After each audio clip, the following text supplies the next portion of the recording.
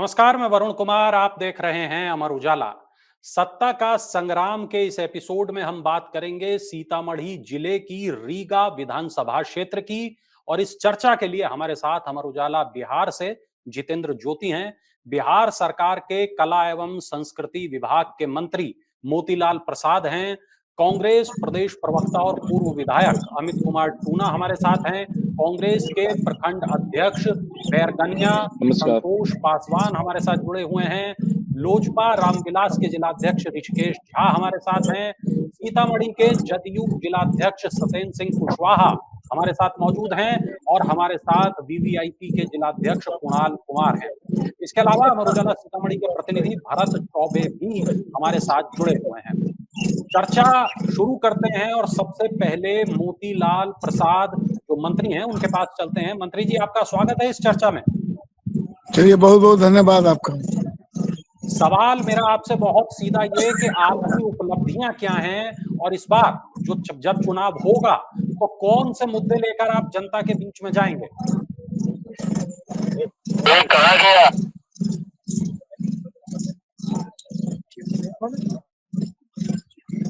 जनता के बीच में हमारी सरकार ने जो काम किया है उन उपलब्धियों को लेकर के हम जनता के बीच जाएंगे। क्या काम किया है आपकी सरकार ने ऐसा कि आपको लगता है कि पब्लिक इस बार भी आपको वोट देगी? अब देखे हुएगा, हर बार मुद्दा रहता था अस्पताल और स्कूल का, पढ़ाई का और इलाज का। इस मुद्दों पर बहुत अच्छा काम हुआ है और स्कूलों में कमरे बने हैं, स्कूलों में शिक्षक बहाल हुए हैं, अब पर्याप्त मात्रा में शिक्षक हैं, पढ़ाई हो रही है और हॉस्पिटल में इलाज हो रहा है। सरकारी हॉस्पिटल में पहले लोग बहुत कम जाते थे, अब पूरा जा रहे हैं, वहाँ इलाज मिलता है। बड़ा से बड़ा हॉस्पिटल में भी लोगों का इलाज हो रहा है। ये मुद्दे हमारे लिए होंगे जनता के बीच लेकर जाने का। मंत्री जी, सड़क, बिजली, पानी कितना बड़ा मुद्दा है? जो जनता के कॉमन मुद्दे होते हैं वो उसको लेकर आप क्या कहेंगे?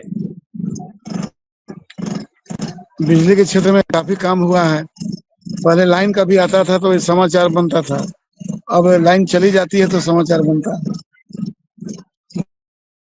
चलिए, अब जितेंद्र बहुत ज्योति जी काम के हुआ पास है। चलते हैं।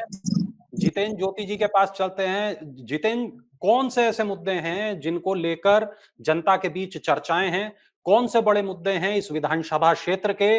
और कौन सी ऐसी चीजें हैं जिस पर आज हम लोग और बात करेंगे?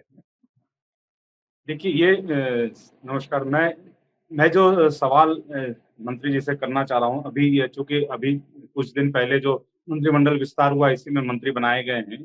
इसके पहले विधायक ही लंबे समय तक रहे हैं। विधायक भी आज आज जो हमारे शो में खास बात क्या है कि जो जिनका इनसे मुकाबला रहा है, टूना जी जो इनके विपक्ष में खड़े होते हैं, वो भी हमारे साथ हैं, इसी मंच पे हैं। तो इन दोनों को बिल्कुल। हम लोग आमने सामने रखेंगे तो ज्यादा अच्छा रहेगा। लेकिन फिलहाल मैं ये जो क्षेत्र से हमारे भरत चौबे जो रिपोर्टर हैं, उन्होंने हमारे पास जो अपडेट देते हैं, जो चीजें हैं, सीतामढ़ी जो है वो एक तरह से नेपाल से सटा हुआ क्षेत्र है। देखिए, अभी बहुत सारी चीजें आसपास के जो सीतामढ़ी से निकलने का रास्ता है, काम करने के लिए बता रहे हैं कि भाई हम सीतामढ़ी में पुनौरा धाम बनाने वाले हैं। पुनौरा धाम जो सीतामढ़ी सीता जी की जन्मस्थली है जिसको कहा जाता है, तो वहाँ पे कुछ मंदिर का काम हो रहा है। लेकिन मैं कुछ दिन पहले गया था जब, तो मुझे जाने में आज भी जो अगल-बगल के, अगर आप गाँव के सड़कों में चले जाते हैं, तो जो समस्याएँ हैं सड़क पे वो दिखने लगती हैं। सड़क पे जो सड़क की खराबी या जो भी जिस क्षेत्रीय रोड बनाने के लिए मुख्यमंत्री नीतीश कुमार को जाना जाता था, लेकिन ऐसा लग रहा है कि पिछले कुछ समय से मेंटेनेंस का अभाव हो या जो भी हो, ये थोड़ा-सा दिखता रहा है। और रीगा क्षेत्र में चीनी मिल के कारण होने के कारण लग रहा था कि हाँ, बहुत सारा रोजगार का ऑप्शन आएगा, पलायन रुक जाएगा। लेकिन सीतामढ़ी के लोग अभी भी बाहर जाने को विवश हैं और जो प्राइवेट नौकरी भी कर रहे हैं, उनके लिए भी सीतामढ़ी कोई बहुत बेहतर ऑप्शन नहीं रहता। मतलब एक शहर के रूप में जिस तरह इसका डेवलप होना चाहिए था, पर्यटन स्थल के रूप में अयोध्या डेवलप हो गया। अयोध्या के बराबर हम कोई कम नहीं मानते हम लोग सीतामढ़ी को, क्योंकि हम राम से कहीं पर भी सीता को कम नहीं मानते हैं। तो जिस तरह से विकास था सीतामढ़ी का वो नहीं दिख रहा है। भाजपा लगभग 2005 से तो लगभग सरकार में है। कुछ दिनों के लिए ये लोग बाहर रहे हैं और जो अभी विधायक हैं, जो मंत्री भी बने हैं, वो भी लंबे समय से राजनीति में रहे हैं। आरएसएस के भी नेता, आरएसएस से भी जुड़े रहे हैं, भाजपा में लंबे समय से काम कर रहे हैं। तो हम लोग ये समझना चाह रहे हैं इनसे यही कि ये जो मुद्दा है, जो छोटी-छोटी सुविधाएँ होनी चाहिए, शहर को शहर जैसा डेवलप नज़र आना चाहिए, शहर में उस तरह से कचरा टाइप का जाम नहीं होना चाहिए। सीतामढ़ी शहर को उस तरह से डेवलप करने की दिशा में क्यों नहीं काम हुआ? क्यों ये प्लान में नहीं रहा है कि सीतामढ़ी को भी अयोध्या की तरह डेवलप कर दें या कोई बड़े शहर के बिहार में बड़े शहरों का बड़ा संकट है, पटना के बाद कोई शहर दिखता नहीं वैसा जिसको लेवल पे लाया जाए। तो सीतामढ़ी एक पर्यटन स्थल के रूप में जैसे गया मुख्यमंत्री का क्षेत्र नालंदा का है, देखिए नालंदा जाइएगा तो आपको पता चलेगा कि नालंदा आप मुख्यमंत्री के क्षेत्र में घूम रहे हैं। तो वो साफ पता चलता है। तो हमारा कोई सीतामढ़ी कमज़ोर जगह नहीं है। और दूसरी बात कि रीगा की स्पेसिफिक बात करें तो रीगा में भी इस तरह की समस्याएँ जो अगर मेन मुख्य सड़कों से बाहर निकलेंगे तो ये समस्याएँ हैं। थोड़ी पानी की भी समस्या दिखी मुझे जब मैं पिछली बार गया था। और सबसे ज़्यादा जो रहन-सहन को लेके बिजली का निश्चित रूप से अच्छा काम हुआ, बिजली का पूरे बिहार में अच्छा काम है। और सड़क का काम भी बहुत अच्छा हुआ था पहले, लेकिन अभी थोड़ी परिस्थितियाँ जो ठीक है, मॉनिटरिंग की है बात है वो देखना है। जी। ठीक है। तो मंत्री जी, क्या आपके पास में जवाब है इन सवालों का?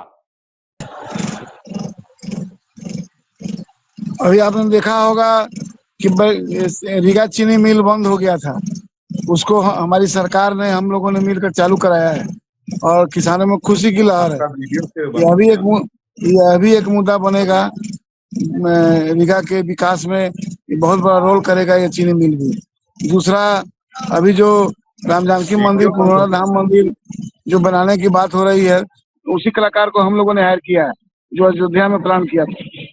तो मंदिर भी बनेगा, भव्य बनेगा। और जैसा आप शहर सुंदर की बात आप कर रहे हैं, तो निश्चित रूप से जब मंदिर बनने लगेगा तो पुराने आबादी वाला जहाँ भी शहर है, जो पुराना आबादी वाला शहर है, वो शहर तो संकीर्ण पहले से है ही, लेकिन आगे जो भी बनेगा वो बिल्कुल सारी सुविधाओं का ध्यान रखते हुए, ड्रेनेज का ध्यान रखते हुए, सड़क का ध्यान रखते हुए ही प्लान होगा और बनेगा। लेकिन पुरानी आबादी वाले जो शहर है उसमें थोड़ी कठिनाई तो रहेगी। ठीक है, चलिए, कांग्रेस के प्रखंड अध्यक्ष बैरगनिया संतोष पासवान जी भी हमारे साथ जुड़े हुए हैं। संतोष जी, आप कितना सहमत हैं मंत्री जी की बातों से? जी, सबसे पहले बहुत-बहुत धन्यवाद आपको। और मंत्री जी जो बोल रहे थे कि हॉस्पिटल में इलाज जो हो रहा है, मैं मंत्री जी से पूछना चाहता हूँ कि उनका जो पीए हैं, जो सचिव हैं, चंदन हिंदुस्तानी जी का इलाज जब सीतामढ़ी जिला हॉस्पिटल में इलाज नहीं हुआ सर, तो आम जनता की क्या स्थिति होगा? जो आपको अखबार में भी खबर मिला होगा। और मैं बैरगनिया की मैं बात करूँ तो बैरगनिया में सर हवा बहने पे बिजली खत्म हो जाती है और 24-24 घंटा एक हवा बहने पे बिजली नहीं आती है। और रोड सड़क की बात हो रही थी तो रोड पानी होते ही बैरगनिया में हर रोड पे पानी मिलेगा। यहाँ पे कीचड़ इतना हो गया है कि पानी निकासी है कोई जगह नहीं है। और यहाँ पे जो नाला बना हुआ है वो रोड से 3 फीट ऊंचा कर दिया गया है, जिसके कारण लोगों को यहाँ समस्या झेलना पड़ता है। अगर बारिश नहीं रहेगा तो इतना धूल है, इतना धूल झेलना लोगों को पड़ता है कि अगर घर से कपड़ा पहन कर निकल रहे हैं तो आप आधा किलोमीटर चलिएगा, आपका पूरा कपड़ा गंदा हो जाएगा। जिस तरीके का बदतर स्थिति है बैरगनिया में। और रही बात कि हमारे कला संस्कृति मंत्री जी हैं और उन्होंने वादा किए थे कि हम यहाँ बैरगनिया में खेल मैदान बनाएंगे, अभी तक उस पर भी कोई काम नहीं हुआ है। मई महीना में ही बोले थे कि करा देंगे हम लोग, लेकिन अब वो भी खत्म होने जा रहा है। कब होगा? यहाँ युवाओं का एक सोच है कि बैरगनिया में कोई स्टेडियम बने, कोई खेल मैदान बने, जहाँ पे हम लोग यहाँ पे काम कर सकते हैं। और मैं बताऊं कि मंत्री जी के जस्ट घर के बगल में 100 मीटर के दूरी पे एक बाबूलाल दास मठ रोड है, जहाँ पे इतना कीचड़ आता है, लोगों को इतना सामना करना पड़ता है, उसमें हमेशा घटना होता है। उसके बावजूद भी वहाँ पे एक रोड नहीं बन पा रहा है, जो कि लगभग 500 मीटर का रोड होगा। और बारिश होगा तो कीचड़ होगा। अभी का जो स्थिति है कि उसमें आप सही से गाड़ी लेकर नहीं जाएंगे। जनता के प्रति अगर इनका मंशा अच्छा होता तो बहुत अच्छा काम किए होते, क्योंकि उनको तो एसी गाड़ी में घूमना है। और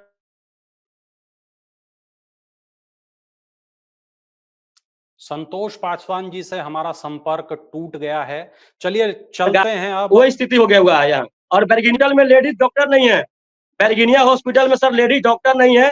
और यहाँ पे जो सांप लोग को काटता है तो सांप हम लोग को पड़ोसी देश नेपाल से सुइया लेना पड़ता है। अब बताइए कि मंत्री होने के बावजूद लगातार विधायक रहे हमारे क्षेत्र में, सांप काटने वाला एक सुइया हमारे बरगिनिया में नहीं मिल रहा है सर। और अब मैं बताऊं कि यहाँ जाम की इतना समस्या है कि बरगिनिया पटेल चौक से लेकर कस्टम ऑफिस तक और हॉस्पिटल तक इतना जाम है कि आप गाड़ी के लेकर आएंगे तो वहां फंस जाएंगे उस भीड़ में।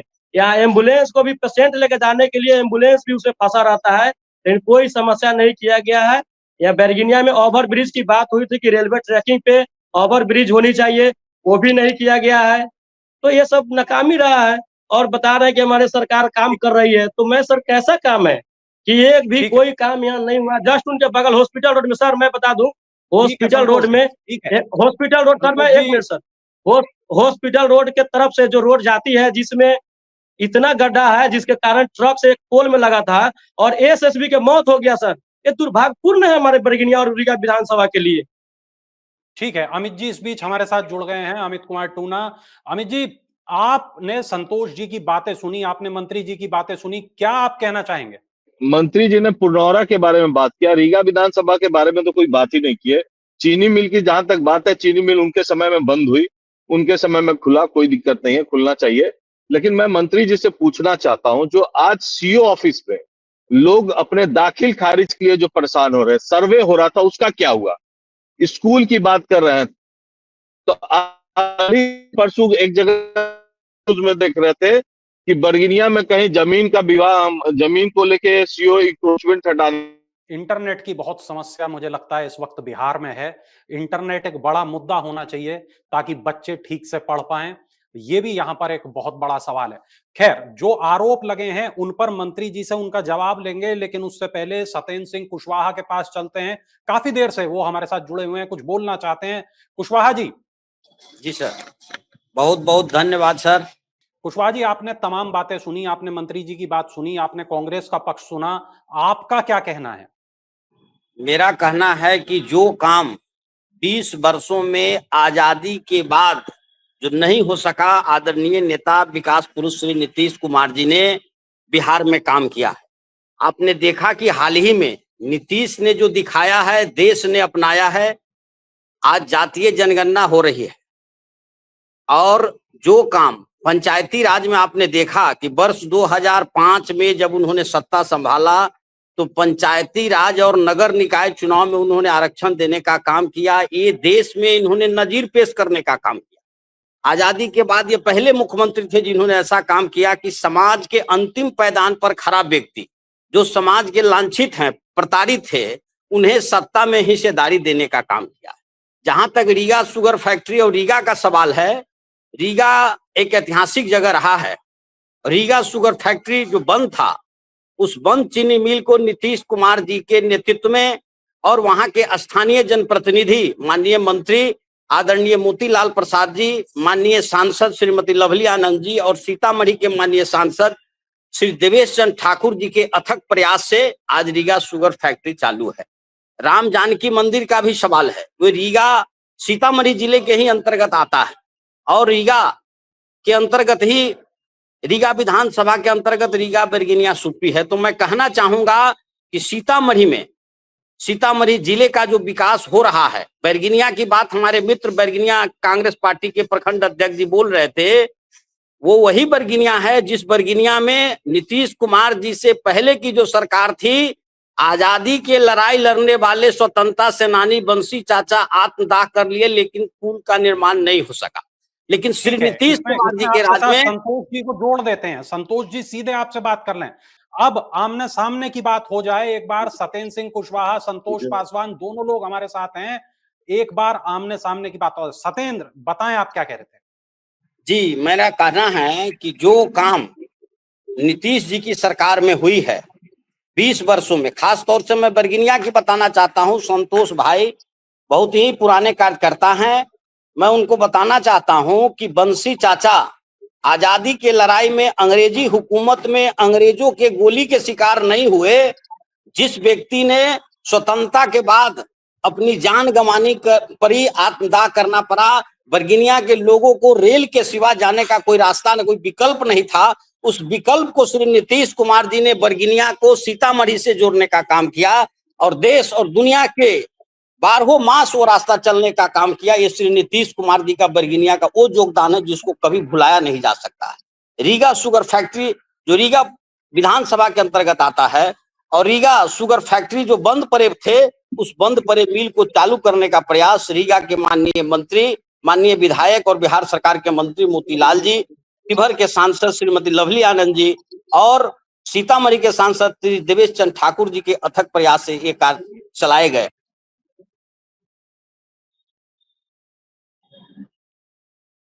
तमाम लोगों ने बात सुनी। तो मैं सर आपको बताना चाहता हूं कि आपने जो बोले कि 20 साल पहले नीतीश जी की सरकार जब नहीं थी तो पुल नहीं था, तो मैं आपको बताऊं कि नीतीश कुमार के सरकार में ही जो पुल फुलवरिया घाट ध्वस्त हो गया था, जिसके लिए जर्जर स्थिति है और कितने लोगों को जान गंवाना पड़ा फुलवरिया घाट पर, उसके बावजूद भी पुल नहीं बना।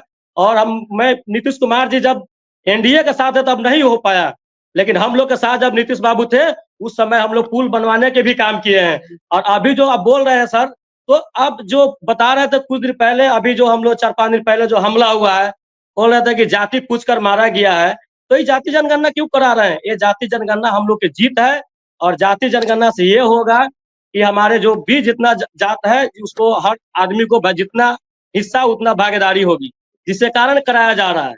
और मैं आपको बताऊं कि आप जो बोल रहे थे कि बंसी चाचा जी ने जिस समय उनका आत्मदाह किया गया था, बरगिनिया गए वही भ्रष्ट लोग उनका हत्या किया गया था, आत्मदाह के समय उनको मारा गया था, जिसके कारण आज उनके लिए कहाँ कोई मान सम्मान के लिए काम कर रहे हैं।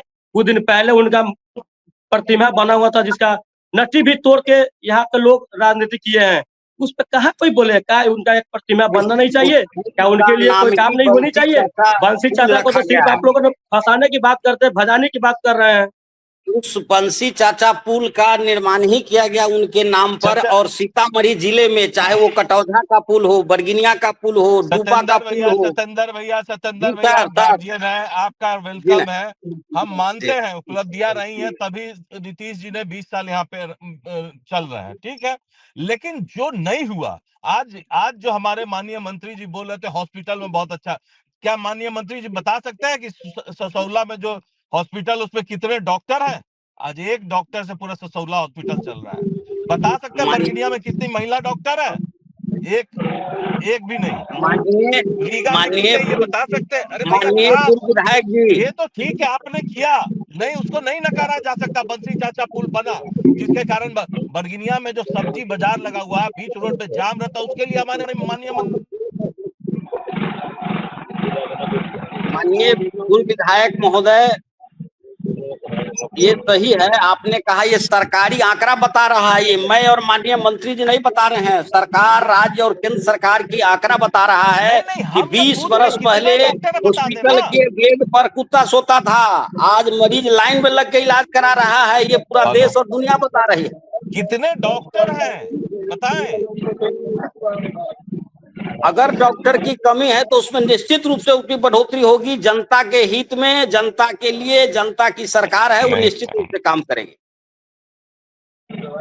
ये सरकारी आंकड़ा बता रहा है कि 20 वर्षों में विद्यालय में कितने छात्र गए हैं, हॉस्पिटल में कितना इलाज हो रहा है, डॉक्टर 20 बरस पहले कितने थे उस हॉस्पिटल में, आज कितने हैं, विद्यालय में शिक्षक पहले कितने थे, आज कितने शिक्षक है, ये आंकड़ा बता रहा है, ये मैं नहीं बता रहा। मंत्री जी सीधे सवाल हो रहे हैं, जवाब दीजिए।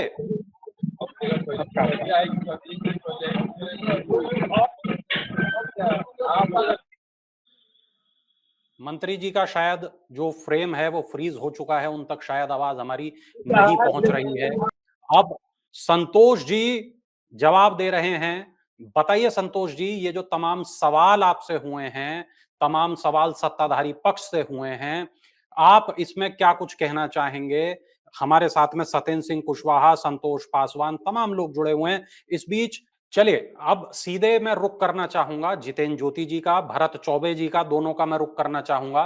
दोनों मेरे जो साथी हैं, अमर उजाला के प्रतिनिधि, अमर उजाला से ताल्लुक रखते हैं। जितेंद्र जी, भरत चौबे जी, मैं आपसे जानना ये चाहूंगा कि आपने ये तमाम बातें सुनी, क्या आपको लगता है कौन से बड़े मुद्दे आपके नजर में निकल के आए इस पूरी चर्चा से? देखिए इसमें अभी मैं जो चाह रहा हूँ वरुण जी कि जो हमारे भरत जी वहाँ पर हैं फील्ड में, हमारे रिपोर्टर जो हैं, वो थोड़ा-सा जो लोग तो रखे हुए होंगे, कुछ लोग उनके साथ हैं, उनसे पहले बात कर लें। क्योंकि जी। जो शहर का मुद्दा ये पूरे सीतामढ़ी जो है पूरी तरह से बॉर्डर पे है। तो हम लोग बहुत कम उधर जा पाए हैं, 2-3 बार मैं इधर बिल्कुल। भी गया हूँ 1-2 बार। तो जो परिस्थितियाँ वहाँ लोगों के की लोग बात बताते सुनने हैं, भी वो इतनी पलायन बहुत वाला ज़रूरी है। मुद्दा है भरत बड़ा। चौबे जी। जी से हम लगातार संपर्क करने की कोशिश कर रहे हैं। भरत चौबे जी, आप तक हमारी आवाज़ पहुँच रही है क्या? भरत जी? सर। हाँ, तो मैं चाहूँगा आप कुछ लोगों से हमारी बात कराएँ, आप हमें दिखाएँ कि वहाँ किस तरीके का माहौल है, आप कहाँ पर इस वक़्त मौजूद हैं और क्या कुछ कहना है स्थानीय लोगों का? इंटरनेट की काफ़ी समस्या इस वक़्त बिहार में लग रहा है बनी हुई है। जी। भरत चौबे हमारे साथ जुड़ चुके हैं। भरत जी। सर, रीगा विधानसभा की जो खास मुद्दे हैं, जो चर्चा है वो विशेष रूप से यह है कि मंत्री जी आज जब मंत्री बने हैं तो खैर आना-जाना जो लगा हुआ है, जो भी अभी चुनाव का समय भी है, तो लोग आते जा रहे मंत्री जी का दौरा भी हो रहा है। लेकिन लोगों का कहना है कि जब से विधायक बने हैं, शायद 6 महीना 7 महीने पर देखा जाता है। लोगों में इसको लेके थोड़ा आक्रोश है। दूसरा चीज़ है कि चिकित्सक कुछ जगह हैं भी किसी लेकिन अधिकतर जो स्वास्थ्य विभाग की हालात है, स्वास्थ्य विभाग के जो सरकारी एपीएससी, पीएससी हैं, उसमें थोड़ा ये व्यवस्थाओं की कमी है। इसके अलावा पूरे रीगा विधानसभा के जो भी प्राथमिक स्वास्थ्य केंद्र या एपीएससी है, उसमें कहीं भी महिला चिकित्सक नहीं है और महिला चिकित्सक नहीं होने की वजह से वहाँ की महिलाओं को काफ़ी दिक्कत होती है। इसके अलावा शहर से सटा हुआ इलाका एक है, जो रीगा विधानसभा में एंट्री करता है, वो भवदेपुर मोहल्ला है, जो बहुत लंबे समय से उस सड़क के निर्माण को लेकर लोगों में आवाज़ उठती रही है, वह भी सड़क आज तक निर्माण नहीं हो सका है। इसके अलावा नंदवारा से बेल तक की जो सड़क है 2 किलोमीटर, उस सड़क का शिलान्यास आज से 2 साल पहले हुई थी। मंत्री जी ने ही जिस समय विधायक थे मंत्री जी, उस समय उसका शिलान्यास किए थे और उस शिलान्यास होने के बावजूद आज तक एक ईंटा भी नहीं लगा उस सड़क में। तो ऐसे कई ज्वलंत मुद्दे हैं जो और बैरगनिया रीगा विधानसभा का बैरगनिया प्रखंड बहुत बड़ा प्रखंड है और सीमा से लगा हुआ क्षेत्र है। तो वहाँ जी। स्मगलिंग का भी बहुत सारे मामले आते हैं। उस पर कंट्रोल करना जो खुला सीमा इलाका है, जो नेपाल बॉर्डर का खुला हुआ इलाका है, वो सब काफ़ी ज्वलंत मुद्दा है और ऐसे बिजली का जो है, बिजली का खासकर रीगा में बहुत ज़्यादा समस्या आता है। बिजली कट जाती है, तार हटा दिए जाते हैं।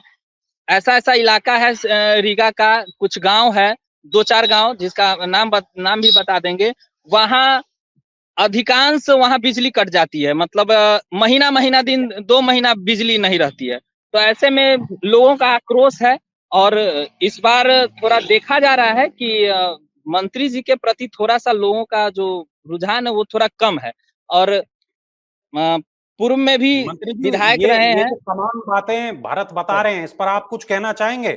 मैं अपने पीसीआर साथी को कहूँगा कि मोतीलाल प्रसाद मंत्री और सत्येंद्र सिंह कुशवाहा दोनों को इस वक़्त जोड़ दें और जो सवाल यहाँ पूछे गए हैं, उनके जवाब ज़रूर मिलने चाहिए। जी, मंत्री जी बताइए क्या कहना चाहते हैं आप? काम काम जब होता है, चीजें आगे बढ़ती हैं, तो कहीं-कहीं कुछ फॉल्ट उभर कर आता है, तो वो सब तो लोकल चीजें हैं। कारीगर के अभाव में, कभी नहीं पहुंचने के अभाव में कुछ कमियां रह जाती होगी। इसका मतलब थोड़ा ही है कि बिजली नहीं है। बिजली तो निर्बाध रूप से बिजली मिल रहा है। कभी कोई समस्या आ गई तो भले रुक जाए, तो बिजली की उपलब्धता एकदम पूरा है, कहीं से कोई बिजली कमी नहीं है। लेकिन संचरण की जो व्यवस्था है उसमें कभी-कभी कोई समस्या आ जाती है, तो थोड़ा बिजली बाधित हो सकता है। ये तो बड़ी बात नहीं है। कहीं भी संचरण व्यवस्था में कोई दिक्कत आ सकता है। वो तो मिस्त्री लोग की कमी बेसी है। लेकिन सरकार की ओर से निर्बाध बिजली जारी है।